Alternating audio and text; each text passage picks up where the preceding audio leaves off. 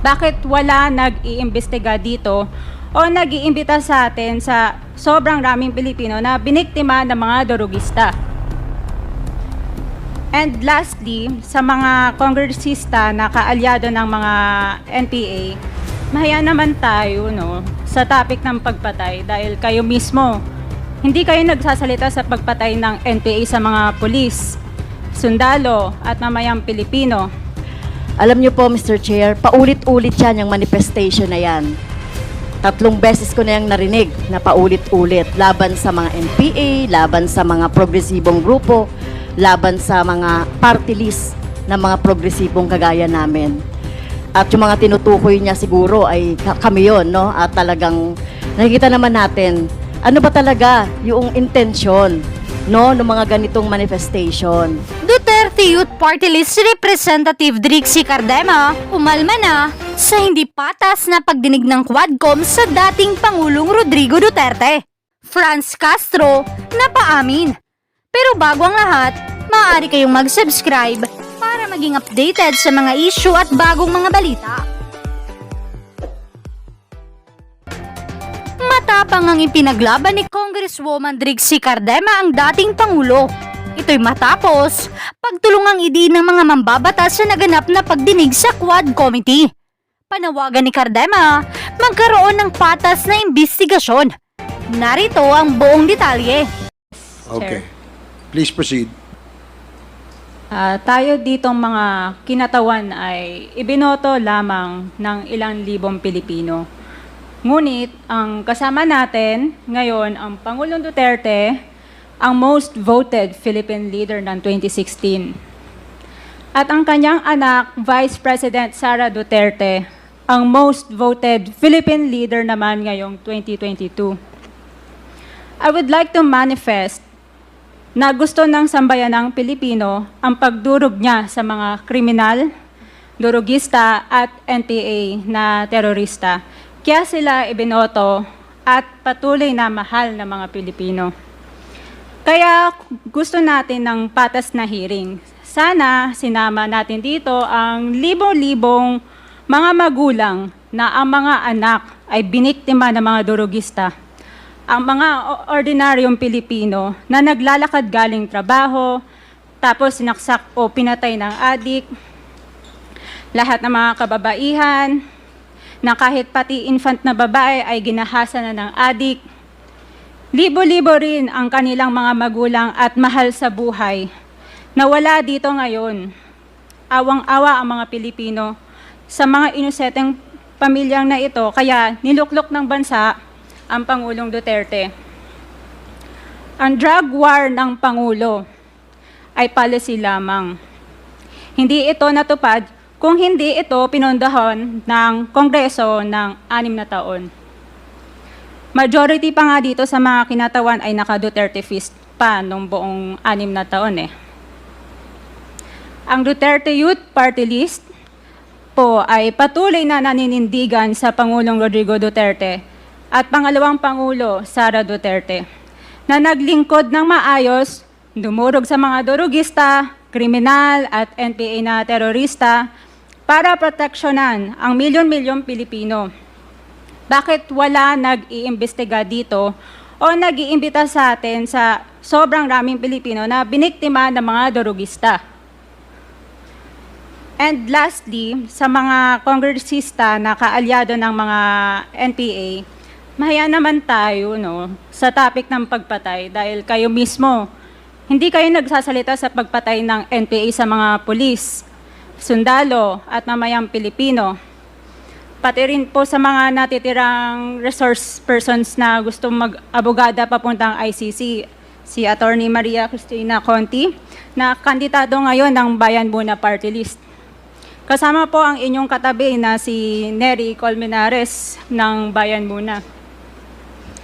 Sa NPA, nire-recruit ang mga kabataan para pabagsakin ang gobyerno at pumatay ng mga pulis, sundalo at tropa ng gobyerno. Di nyo naman kinokondena ang pagpatay nila. Ang kinokondena nyo ngayon ay ang dalawang naging most trusted leaders ng bansa na todo effort protektahan ang milyong-milyong mga Pilipino. in support sa advocacy sa Pangulong Duterte, ang Duterte Youth Party List ngayon, Kongreso, ito, ang kaisa-isang nagpapanukala ng pagbalik ng death penalty para sa mga rapist, kidnappers, durugista at terorista. In behalf of the Duterte Youth Party List, kami ay nagpapasalamat sa todong suporta ng Pangulong Duterte at VP Sara Duterte sa mga tropa ng gobyerno at sa pagdurog nyo sa mga kriminal, durugista at NPA na terorista. Yun lang po. Maraming salamat po, Mr. Chair. At Thank you, magandang gabi po. Congresswoman. Salamat, Cardema. Mr. Chair. Bawal po pumalakpak dito. Kung gusto niyo pumalakpak, doon kayo sa labas. Maaari ba? Mr. Chair, Wala hong bastusan dito, ha? Sige, Congressman Acop, you're recognized. thank you, Mr. Chair. I beg to disagree with my colleague. Kasi bata pa siya. Ako, I have given up my life for this country. The former president is only 2 years older than I am. But I have been fighting for this country. I was a member of the Philippine Constabulary and became a policeman after Republic Act 6975 was enacted. This statement of my colleague betrays her ignorance. Kung gusto po niya na magpa-imbestiga, mag-file siya ng resolution and maybe refer to the appropriate committee to be fair with her. She is a congressman. She knows the rules. However, your statement or your statements betray your ignorance of our rules here in this House of Congress. So I beg to disagree, Mr. Chair, na sila lang ang nakikipaglaban at marunong makipaglaban sa kalaban. As I've said before, I have given the most part or most years of my life fighting the enemy of this country. Thank you, Mr. Chair. Thank you, Congressman Acop. Yes, let me emphasize na wala pong may monopolya ng pagmamahal sa bayan dito. Pare-parehas po tayo rito. And following the suggestion of Congressman Acop, kung meron kayong gustong paimbita, mag-attend kayo ng hearing. Hindi ma-attend kayo kapag andito lang ang dating Pangulo, ang ating Vice Presidente. Umattend kayo. This committee hearing, this Quadcom, makes announcements of all its hearings. And from here on, we want to see you in our hearing, and please submit to the committee secretary all the persons you want to be invited. Wala hong ano yan. Kung sino yung gusto niyang imbitahan, pwede po yan. Gusto ko lamang pong liwanagin na wala hong may monopolyo sa pagmamahal sa bayan dito. Hindi kayo, hindi kami. Pare-parehas tayo nagmamahal sa bayan. Pare-parehas tayo nagseserbisyo eh. Diba? Huwag niyong sabihin mas magaling kayo. Dahil kami, hindi naman namin sasabihin magaling kami. Pero kung pagmamahal sa bayan, pare-parehas tayo. Huwag niyong sosolohin yan. Dahil magagalit si Congressman Dan Fernandez. Anyway, Mr. Chair, Mr. Chairman. Mr. Chair, Congressman Abante and then Congressman Senior Deputy Speaker Gonzales. Congressman Abante. katulad din po ni Congressman Romy Acop, gusto ko ring sabihin ang ilan sa aking talambuhay. 1986, Mr. Chair, muntik nang bumaksak ang Pilipinas sa NPA. Mayroong 37,000 na armed NPA sa bansa. Mayroong 5 million na mass support ang NPA. That was 1986. Kinausap ko ang dating chief of staff, si FBR, upang ang aming grupo ay makipag-ugnay sa CRS upang labanan namin ang MPA saan man sila naroroon. Bilang isang religious leader, wala po kaming dalang armas. In fact, kami po ay nag-create ng grupo na ang tawag confrontational evangelism. Na ang ibig sabihin nun, habang NPA ay naghahasik ng lagim sa mga bayan, kami naman ay nagtuturo ng Biblia at ng tunay na kalayaan sa bayan. Ako din po ang isa sa mga nag-suggest kay FBR nung araw na magtayo ng isang civilian force na magiging kasama ng armed forces. Naging pangulo po sa FBR. Kasama po ako doon. Naging konsyal ako ng Maynila. Andiyan po si Atty. Bebot Bello. Alam po niya na magkasama kami sa lakas nung araw. So tama po ang sinabi ni Congressman Acop, ni Congressman Ace Barbers, na lahat po tayo nagmamahal sa bayan.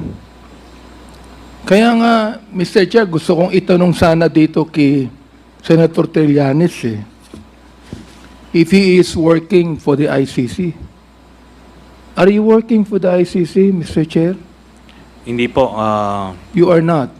hindi po, Mr. Chairman. But you are connected with the ICC. Opo, by virtue of being the first to So, Mr. to file. Chair. Yes. This man who used to be a part of the armed forces, that should be a patriot in this country, has been conniving with the ICC in this country. Now, we would like to have a balance here. Hindi po yung unfair tayo o bias tayo. Balance lang tayo dito. Hindi natin dito inaakusahan ang sinumang personalidad. Issues. Kaya nga sinasabi ko sa ating former president, hindi ko maintindihan kung bakit kinakailangan pumatay tayo ng 30,000 people sa war on drugs. Naniniwala po ako sa war on drugs, Mr. President. Suportado ko na ayaw natin ang bansang Pilipinas mahulog sa kuko ng mga drug pushers and drug lords. Ang nakakapagtaka lang, Mr. Chair, kung bakit kakaunti lang ang napapatay ng mga drug lords at drug traffickers at libo-libo ang napapatay ng mga drug pushers at daan-daan ang napapatay ng mga drug users. Huwag natin pag-usapan dito ang ideolohiya. Pag-usapan po natin dito kung paano natin pagagandahin ang bansang Pilipinas. Yan po ang pag-usapan natin dito, Mr. Chair. Maraming salamat po. Thank you, Congressman Abante. Mr. Next, Chair, our senior Mr. deputy. Chair, would like to manifest. Yeah, but before Okay. I recognize you, I will recognize Senior Deputy Speaker Dong Thank you, Gonzales. Mr. Chair. Thank you, Mr. Chairman. My dear colleagues and the former President, our Vice President, for the information of our colleague, Congresswoman Ordenas, ang tanong po, bakit nandito po tayo ngayon? Because I'm the one who stood up in the floor last August 5, for your information, na calling for a joint investigation for the pressing issues of extrajudicial killings, illegal drugs, and illegal activities linked to Philippine offshore gaming operators. There are a lot of House resolutions. I filed also a House resolution number 1346 directing the inquiry in my own town in Mexico, Pampanga, and you know all of that doon po nakita yung worth 3.6 billion pesos na 560 kilos of shabu. And that is in my district, and that is in my province, and that is our town in Mexico. And nakita po din natin yung 3.8 billion worth na intercepted sa Subic Port na inotor po ni Congressman Jeffrey Conghun. Sinabi ko po lahat ito, there are a lot of House resolutions and we have consolidated. That's why this Quadcom form na dumaan po sa tamang proseso, dumaan po sa Committee on Rules, and I think this is the first time in the history of Congress since 1907. This is the first time na nagkaroon po tayo ng Quadcom Committee. So, wala po itong personalan, wala po itong politika, ma'am. Hindi po kami, kay former President, wala po yun, ma'am. At sa ating Vice President, do not monopolize the love of country. Mahal po natin lahat ang bansang Pilipinas. Kami po, dito, nakatayo kami. We are staying here up to 2:30 in the morning. We are inviting all resource persons to dig it out what is true. Kung sino po, hindi naman ibig sabihin, in-invite ka rito, akusado ka na. Hindi po. There are a lot of witnesses going to the office of our chairpersons of these various committees to testify, to tell the truth, at kami naman po, hindi naman po basta-basta, kinukuha natin yung mga witnesses. So I repeat, Mr. Chairman, thank you again for the opportunity. And I would like to enlighten our co-members, the members of this 19th Congress, please attend this Quadcom hearing. Totoo po yun. Hindi lang po andito ang ating former President ngayon.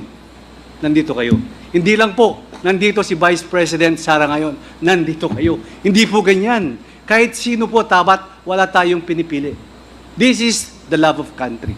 Maraming salamat po, Mr. Chairman. Thank you, Congressman Gonzales. Next, Congresswoman Castro. Thank you, Mr. Chair. Palabas na sana ako, pauwi na talaga sana ako. Kaya lang narinig ko yung manifestation ng ating kagalang-galang na colleague, Representative Cardema. Alam niyo po, Mr. Chair, paulit-ulit yan yung manifestation na yan. 3 beses ko na yung narinig na paulit-ulit. Laban sa mga NPA, laban sa mga progresibong grupo, laban sa mga party list ng mga progresibong kagaya namin. At yung mga tinutukoy niya siguro ay kami yun, no? At talagang nakikita naman natin, ano ba talaga yung intensyon, no, ng mga ganitong manifestation. Ito, ginagawa natin ito tulad na sinabi ng ating chair at SDS, panglabing isang araw na natin itong ginagawa, no? Nagpupuyat tayo dito, nagpapagod, hinahanap ang truth, etc. Para lang makita natin, 3,000 ang napatay, more or less, sa panahon ni President Duterte na EJK. So, wala ba yan sa inyo?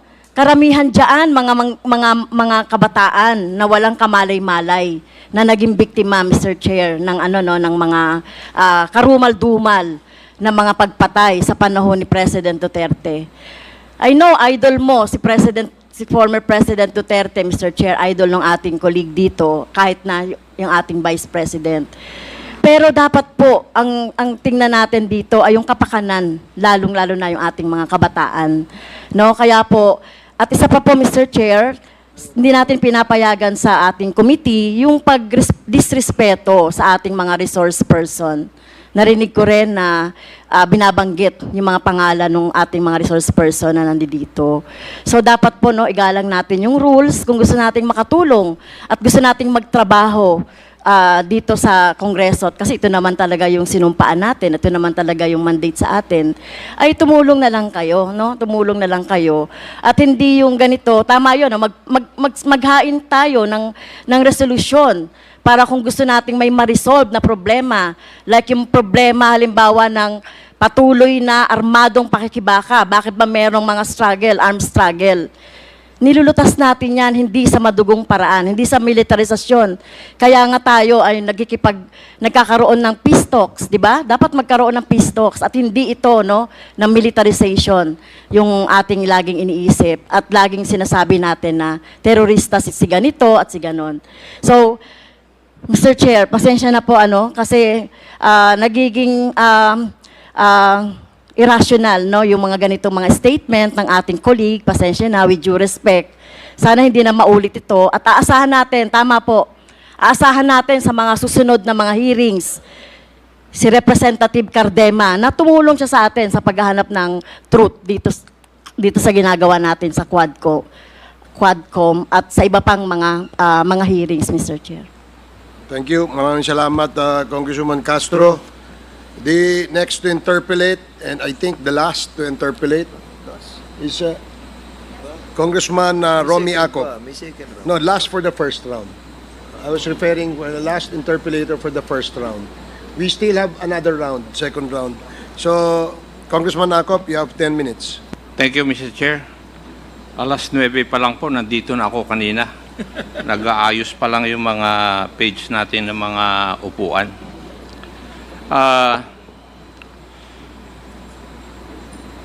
Mr. President, please allow me to ask questions to you.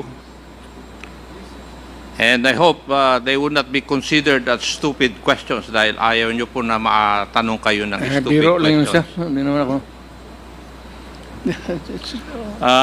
Part of it.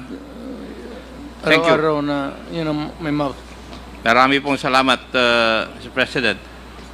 Clarification lang po. A while ago, kayo po ay natanong tungkol dun sa mga prinisinta ni Senator Trillanes na mga bank accounts. And you said you would sign a waiver. Mr. Chair, with all due respect, Mr. Chair, can you please, can I move for 1 minute suspension? 1 minute suspension. Sergeant at Arms. What is the commotion? Bakit?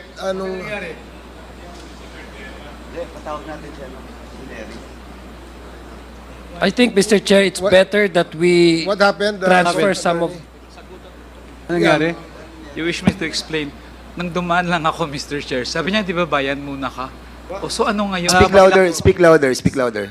Nang dumadaan ako, Mr. Chair, ang sabi ni Mr. Cardema, di ba bayan muna ka? Tumatakbo ka sa eleksyon. So sabi ko, marami namang congressman dito tumatakbo sa eleksyon. Bakit kami ang mini-mention mo? Okay, sige po. So yun Maraming na naman salamat po po. ang ano ko. Maraming salamat. Thank you, Ah, Mr. Mr. Chair, Cardema. Mr. Chair, I would advise our guests here, please not to provoke anybody, especially the guests here, if I may humbly request, para hindi ho tayo tumagal pa. Thank you, Congressman Adjong. Mr. Chairman, Yes, may I ask Congressman Paduano. former Congressman Eric Colmenares as a resource person to go back in the meeting room No, I think he's going to Unless- the comfort room. unless nasa siya, sa comfort room. Yeah, he's going to the comfort room. So please be reminded, Mr. Cardema, ito reminder lamang po. Dito sa committee ito, hindi nyo po pwedeng itaunt, palakpakan, o insultuhin kahit sino. Paalala lang yan. The next time gawin mo yan, baka ikaw ang magsisi, ha? Just a reminder. Thank you.